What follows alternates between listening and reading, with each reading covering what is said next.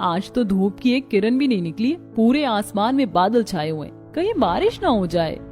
अक्षिता बाहर रस्सी पर कपड़े फैलाकर आई, अपने छोटे से घर में वापस आ गई जहाँ धुआं ही धुआं हो रहा था। अनामिका बहू, तुझे कितनी बार बोला है तेल ज्यादा गरम करके बघार मत किया कर।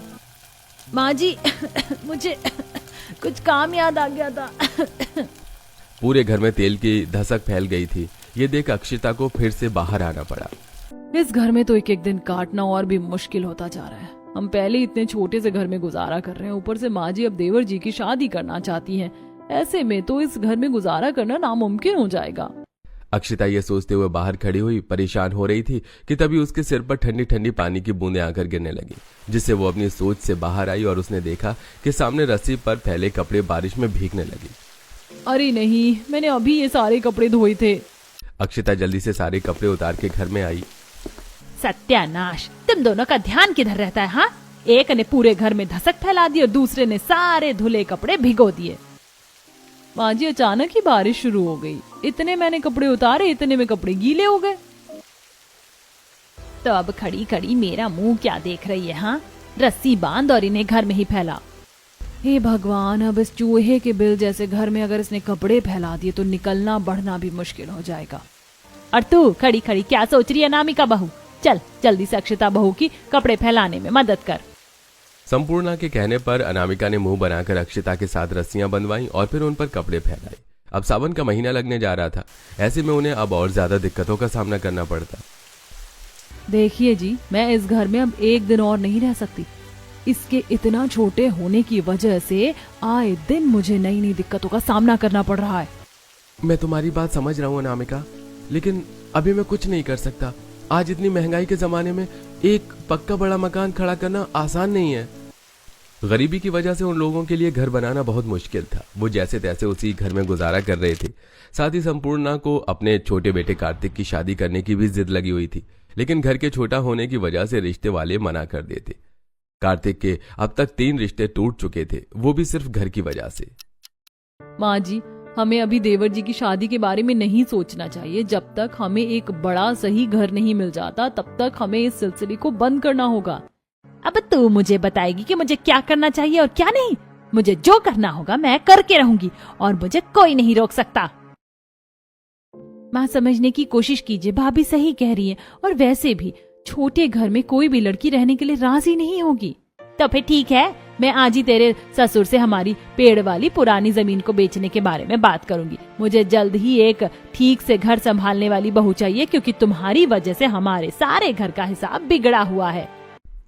इस पर अनामिका और अक्षिता को बुरा लगा। छोटा घर होने की वजह से वो ठीक से काम नहीं कर पाती और इससे संपूर्णा को शिकायत रहती। संपूर्णा किसी भी बात को सुनने को तैयार नहीं थी। उसे सिर्फ अपने छोटे बेटे की शादी करनी थी। सुनिए जी, छोटा घर होने की वजह से कार्तिक के कितने रिश्ते टूट चुके हैं। आप उस पेड़ वाली पुरानी जमीन को बेचकर इसे बड़ा बना लीजिए।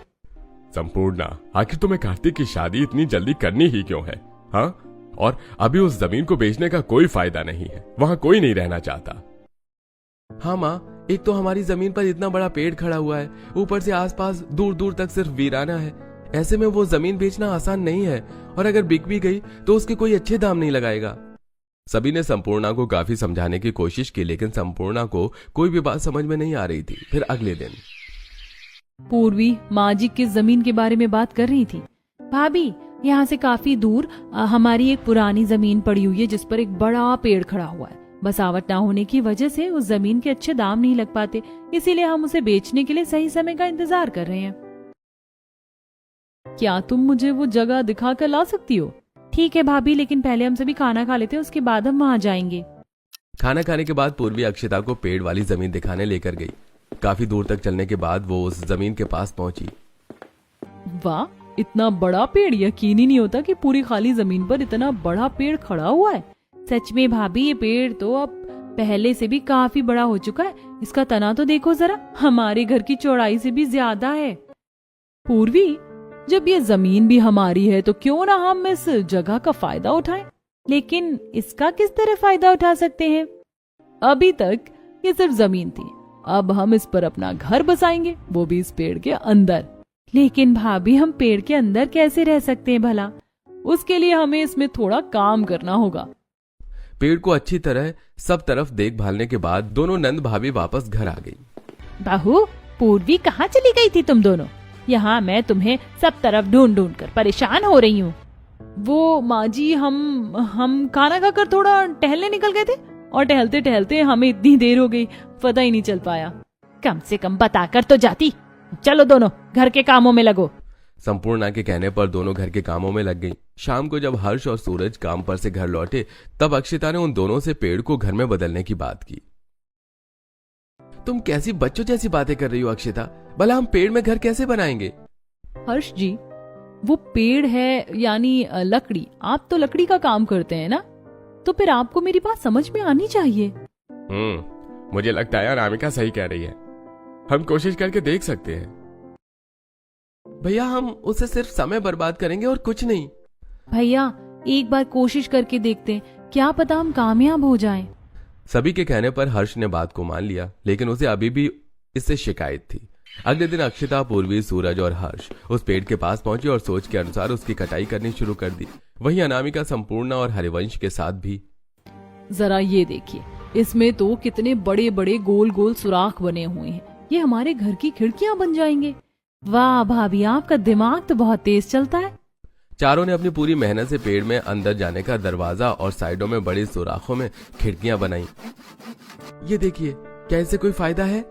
ये सिर्फ हमारे घर जितना ही बड़ा है, इसमें भी हमें वही सब परेशानियों को झेलना पड़ेगा। बेवजह ही हमने इस पर अपना समय बर्बाद कर दिया। हर्ष जी, जरा ऊपर देखिए, इस पेड़ का मोटा तना ऊपर जाकर 2 हिस्सों में बट रहा है। हम वहाँ पर भी रहने का हिसाब बना सकते हैं। हम वहाँ तख्ते लगाकर दूसरी और तीसरी मंजिल भी बना सकते हैं, लेकिन अभी के लिए इतना काम काफी है। बाकी का काम हम कल करेंगे और हमें इसकी सफाई भी करनी होगी। सावन लगने वाला है, ऐसे में इसमें कीड़े मकोड़े पैदा हो जाएंगे। सूरज की बात सभी को समझ में आ गई। इसके बाद सभी घर वापस चले गए। इसी तरह फिर अगले दिन चारों फिर से पेड़ पर काम करने आए। अक्षिता ने अंदर से पेड़ की सफाई की और फिर दोनों बेटों ने अंदर से पेड़ में काम करना शुरू किया। उन्हें पेड़ के ऊपर 2 हिस्सों वाले तने में एक कमरा बनाया, उस पर पहुंचने के लिए सीढ़ियां बनाई और उसमें एक छोटी सी गैलरी भी बनाई। ये कितना सुंदर लग रहा है और इसमें हमारे घर से ज्यादा जगह है, हम ऊपर भी जा सकते हैं। हम इसकी डालों पर भी थोड़ा काम कर सकते हैं, फिर हम इस पेड़ को पूरी तरह से बढ़तेंगे। अगले दिन सभी ने पेड़ घर में घर का सामान पहुंचाने की शुरुआत की। हर्ष, सूरज, क्या तुमने कोई नया मकान खरीद लिया? ये सामान कहाँ लेकर जा रहे हो? हाँ माँ, हमने खुद एक मकान बनाया है। सामान पहुंचाने के बाद हम वहीं रहेंगे। घर में ज्यादा सामान न होने की वजह से सभी ने एक ही दिन में सामान पहुंचा लिया और फिर दोनों बहुएं संपूर्णा और हरिवंश को पेड़ घर तक लेकर गईं। अरे, तुमने तो हमारे पुराने पेड़ में ही घर बना डाला। ये तो तुमने सच में कमाल ही कर दिया। क्या बकवास है ये, पेड़ में घर? भला आप कोई आदिवासी हैं क्या? माँ, एक बार अंदर चलकर फिर बताना। खूब मनाने के बाद संपूर्णा पेड़ घर में जाने के लिए राजी हो गई। अंदर जाने के बाद उसे पेड़ के असली आकार और उसमें की गई कारीगरी का पता चला। तुम चारों ने तो इसमें बहुत मेहनत की है। आखिर तुमने कौन से समय में ये सब कर लिया? माँ, काम मुश्किल था, लेकिन सबके एक साथ मिलकर करने से हो गया। इसके बाद तीनों बेटों ने मिलकर एक बैटरी का इंतजाम किया, जिससे पेड़ घर में लाइट लगाकर उन्होंने उजाला किया।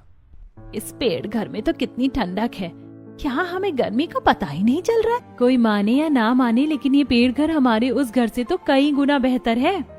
अब सभी ने उस पेड़ घर में रहना शुरू कर दिया। एक दिन चारों सास बहू नंद पेड़ घर की गैलरी में बैठकर चाय पी रही थी और ठंडी हवा के मजे ले रही थी। वैसे मानना पड़ेगा अक्षिता, तुमने खूब दिमाग चलाया है। भाभी जी, परिवार के लिए इस तरह दिमाग चलाना पड़ता है। चारों बैठी हुई बातें ही कर रही थी कि तभी तेज बारिश शुरू हो गई। सर पर इतने घने पत्तों की छत होने की वजह से हम पर बारिश की एक बूंद भी नहीं गिर रही है। माँ, अभी तो आप देखते जाओ कि हमारा ये पेड़ घर और कितने फायदे हमें दे सकता है। शाम को रोज इसी तरह घर की चारों औरतें पेड़ घर की गैलरी में बैठकर चाय पिया करती। दोनों बेटों ने मिलकर उस पेड़ मकान लकड़ी का थोड़ा और काम किया, जिससे वो अब एक आलीशान पेड़ घर में बदल चुका था। उसमें कई कमरे थे। हर कमरे के आगे एक गैलरी थी और हर मोटी शाखा पर एक लकड़ी से बनी रेलिंग लगी हुई थी, जिससे एक से दूसरे कमरे तक आया जाया जा सकता था। आसपास के निकलते बढ़ते लोगों को भी ये कारीगरी देख काफी हैरानी होती। अब तो हमारे पास इतना बड़ा घर है, अब हम आराम से कार्तिक की शादी कर सकते हैं। इस बार कार्तिक की शादी करने के लिए किसी ने मना नहीं किया। लड़की वालों को भी पेड़ घर काफी पसंद आया। गांव की एक सीधी सी लड़की संपूर्णा के घर में बहू बनकर आ गई। शादी के पेड़ घर को दोनों बहुओं ने मिलकर फूलों और लाइट से बड़े अच्छे से सजाया, जिसे देखकर सभी के होश उड़ गए।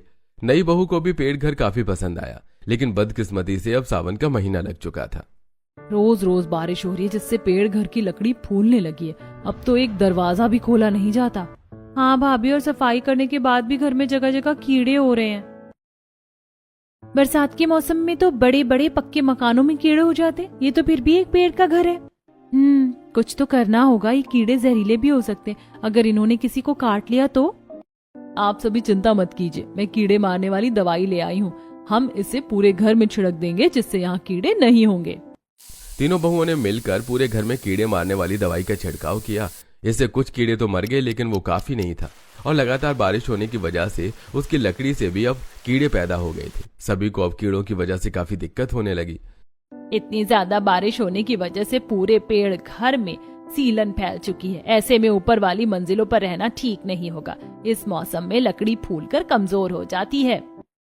बारिशों की वजह से अब सभी का ऊपर वाली मंजिलों पर जाना बंद हो गया था, जिसकी वजह से ऊपर के कमरों की सफाई न होने की वजह से उनमें गंदगी फैलने लगी। लंबा समय गुजरने के बाद बारिश होनी बंद हो गई, लेकिन अब कुछ ही दिनों में पतझड़ का मौसम लगने वाला था और पेड़ के पत्ते झड़ना शुरू हो गए। ये लो, अभी तो बारिश को कहर खत्म हुआ था और अब ये तेज हवाएं चलने लगी। अब पतझड़ का मौसम लगने लगा है। ऐसे में इस पूरे पेड़ घर के पत्ते झड़ जाएंगे। हे भगवान, अगर ये इतना बड़ा पेड़ सूख गया तो कितना डरावना लगेगा। अरे नहीं, यहाँ तो वैसे भी दूर दूर तक कोई नहीं रहता है।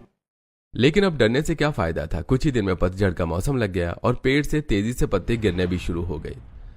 अरे ये क्या, इस रूखे सूखे मौसम में तो पेड़ घर के आधे से ज्यादा पत्ते गिर चुके हैं। धीरे धीरे ये पूरी तरह गंजा हो जाएगा और हमें फिर से वही सब परेशानियां उठानी पड़ेंगी। अक्षिता अनामिका को कुछ नहीं कह पाई, क्योंकि उसे पता था कि अनामिका सही कह रही है। और धीरे धीरे पेड़ घर के सारे पत्ते झड़ गए, जिससे उसकी बड़ी शाखाएं अब सूखने लगी। एक दिन एक बड़ी शाखा गैलरी की रेलिंग पर आकर गिरी, जिससे रेलिंग टूट गई। अरे नहीं, इसकी शाखाएं तो गिर रही हैं। हाँ भाभी, कुछ दिन पहले एक बड़ी शाखा बिल्कुल मेरे बराबर में जमीन पर आकर गिरी।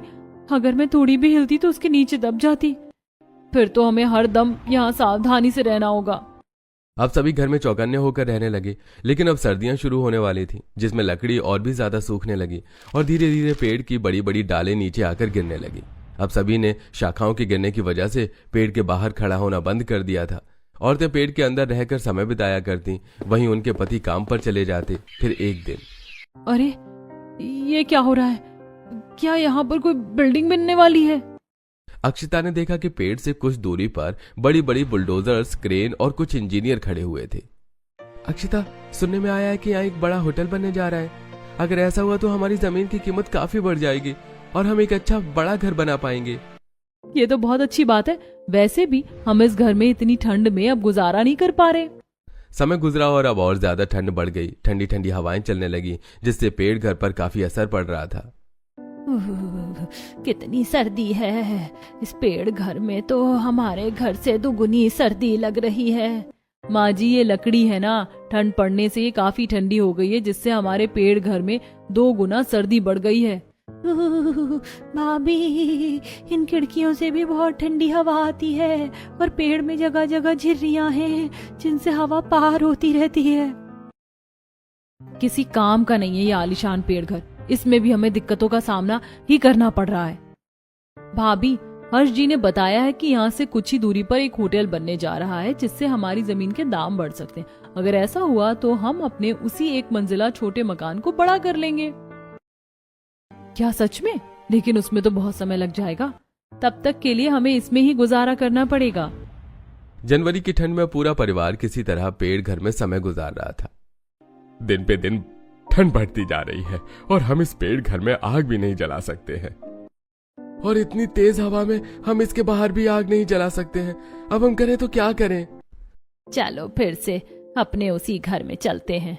लेकिन माँ जी, वहाँ पर समय बिताना अब और भी मुश्किल हो जाएगा। यहाँ ठंड है, लेकिन कम से कम यहाँ जगह तो है।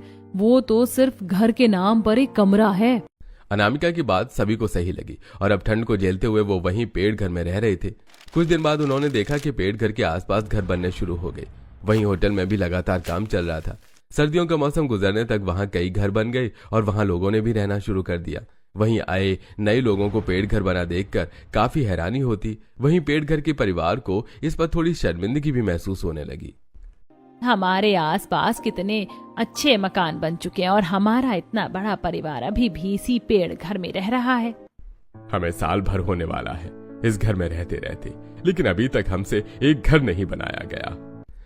माँ जी, पिताजी, आपके बेटे पूरी मेहनत कर रहे हैं हम सबके लिए एक घर खड़ा करने को। एक दिन वो जरूर कामयाब होंगे। सच कहूँ तो मैं इस सब से बहुत थक चुकी हूँ। अब मैं यहाँ से जाना चाहती हूँ। अब सभी पेड़ घर में नहीं रहना चाहते थे। भले ही पेड़ घर में उन्हें रहने के लायक काफी जगह मिली थी, लेकिन इसके साथ उन्होंने बहुत सी परेशानियां भी उठाई, जिसकी वजह से वो अब वहां से जाना चाहते थे। अब वसंत का मौसम लग चुका था। पेड़ फिर से हरा भरा होने लगा और अब उसमें जगह जगह पर पत्ते निकलने लगे। उससे और नई डालें निकलने लगी, जिससे अब उनका संतुलन बिगड़ने लगा। फिर एक दिन, माँ, कोई हमारी इस जमीन को काफी अच्छे दामों में खरीदना चाहता है। आसपास सब बसावट होने की वजह से हमारी जमीन के दाम बढ़ गए हैं, तो क्या हम इस जमीन को बेच दें? अरे देवर जी, नेकी और पूछ पूछ, मैं तो अभी के अभी यहाँ से निकलना चाहती हूँ।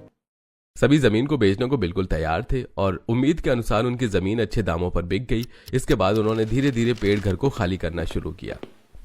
हमें इस पेड़ घर की बहुत याद आएगी। इतना लंबा समय गुजारा है हमने यहाँ पर। हाँ भाभी, ये घर जैसा भी हो, हमने इसे बहुत मेहनत से बनाया है। हम इसे हमेशा याद करेंगे। हमारी इसमें की गई मेहनत वसूल हो चुकी है। अब हमें इसे अलविदा कहने का समय आ चुका है। भले ही दिक्कतों के साथ, लेकिन पूरे परिवार ने उस पेड़ में काफी लंबा समय बिताया और ढेर सारी यादें बनाई। लेकिन अब उस पेड़ को वहां से हटने का समय आ चुका था। पूरा परिवार उस जमीन को बेचकर वहां से आ गया और जमीन के पैसों से उन्होंने अपने उसी पुराने 1 मंजिला के कमरे वाले घर में काम करवाकर उसे 3 मंजिला बड़ा बना लिया। अब पेड़ घर की जगह पर भी उसे हटाकर कई घर बन चुके थे। सभी को पेड़ घर की काफी याद आती। मुझे अभी भी हमारे पेड़ घर की बहुत याद आती है। सच कह रही हो, मुझे भी जब कभी उसकी याद आती है तो आंखें भर आती हैं। क्यों ना हम अपने घर के आंगन में ही एक पेड़ लगा लें, जिससे हमें उसके ना होने का एहसास नहीं होगा। हाँ, हम आंगन में एक पेड़ लगा सकते हैं और हम उसे बिल्कुल अपने पेड़ घर की तरह ही रखेंगे। सभी आंगन में पेड़ लगाने के लिए राजी हो गए और फिर उन्होंने आंगन में एक छोटा पेड़ लगाया जो काफी तेजी से बड़ा होने लगा। अब जब कभी भी किसी को पेड़ घर की याद आती तो वो आंगन में लगे पेड़ को देखकर खुश हो जाया करते।